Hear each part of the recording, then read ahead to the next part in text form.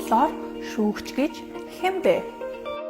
Шүүгч гэдэг хүн бол яг одоо тэр шүүх хурлыг удирдах явуулж байгаа хүнийг хэлдэг гэж би бодож байна.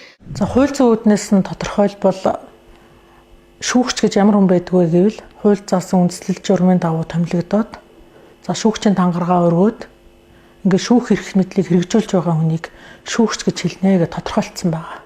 Хууль хэрэглэх гэж юуг хэлэх вэ? Хууль хэрэглэх ур чадвараараа бол бусад хуульчдаас арай илүү байх ёстой гэж боддог. Яагаад гэвэл шүүгч гэдэг маань жирийн нэг ажил хийгээгүй шүүх эрх мэдлийг хэрэгжүүлж байгаа учраас хууль хэрэглэх ур чадвараараа нэлээд өндөр байх ёстой. Хууль хэрэглэнэ гэдэг маань хууль тайлбарлахыг хэлж байгаа юм. Тийм учраас хууль тайлбарлах шүүгчийн хувьд бол хууль тайлбарлахдаа одоо бусад хуульчдаас арай илүү одоо ур чадвартай, бас туршлагатай байх ийм шаардлага бол бас байдаг. За хоёрдугаарт ёс зүй шүүгч бол өндөр ёс зүйтэй байх ёстой.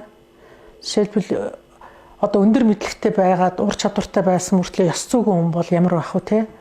Ёс зүйтэй мөртлөө мэдлэг ур чадвар нь дутуу хүн байвал бас ямар байх вэ гэдэг нь ойлгомжтой тийм ээ.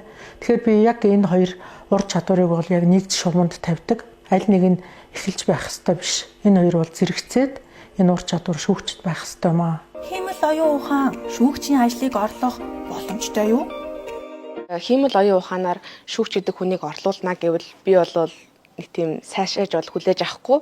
Яагаад вэ гэвэл шүүгч гэдэг ер нь хүн гэдэг маань өөрөө дотроо энерги сэтгэлтэй заавал нөгөө нэг юм онол хууль дээр тогтож энэ бол зөв энэ нь буруу гэж хиймэл оюун ухаан бол гаргах бах. Харин шүүгч гэдэг хүн учраас яг өөрийнхөө бодлоор мөн онол дээр мөн одоо тэр хүнийг энерги сэтгэл мэдээж гэмт хэрэг хийсэн хүн болгон муу хүн биш. Тэгэхээр яг тэгж хоёр талыг барьж үзэж авах болохоор миний хувьд бол би шүүгч бол хиймэл оюун ухаан биш хүн байсан дээр гэж бодож байна. Хиймэл оюун ухаан шүүгчийн ажлыг үүснэх юм бол би яг хоёр талаас нь харж сайн болон мó. Мэдээж хүн гэдэг амьтан чинь робот хиймэл оюун ухаанаас нэг зүйлээр мэдээж ялгадана.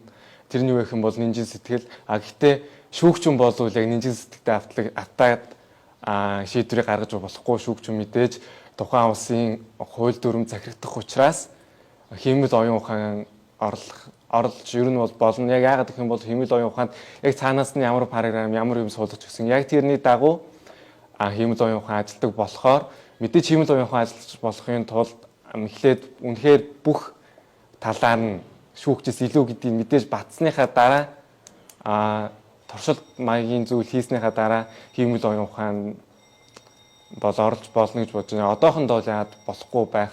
Яагаад гэвэл манай улсад юу байхгүй туршлагач гэх юм уу? Тийм юм байхгүй. За хиймэл оюун ухаан байж болно.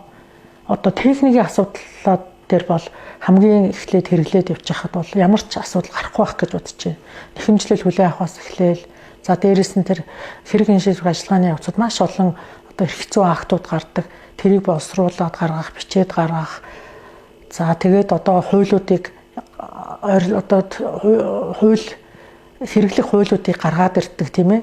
Нэг ийм ажлуудыг жишээлбэл хиймэл оюун ухааны тусламжтайгаар хийчих болох байх.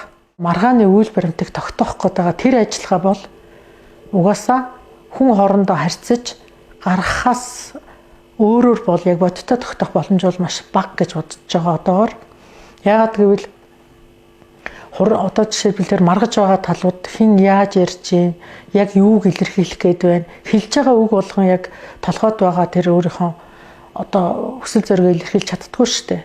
Тэгэхээр энэ хүн тэр хэлсэн үгээр нь одоо механикаар хиймэл оюун ухаанаар бодчих юм бол өөр болоо явчихна. Тэгэхээр яг ямар агуулгаар энэ хүн хэлэх гээд байна, ямар одоо утгаар энийг хэлээд байна гэдгийг харьцаж байгаа тэр шүүгчлөөр олж тогтооно.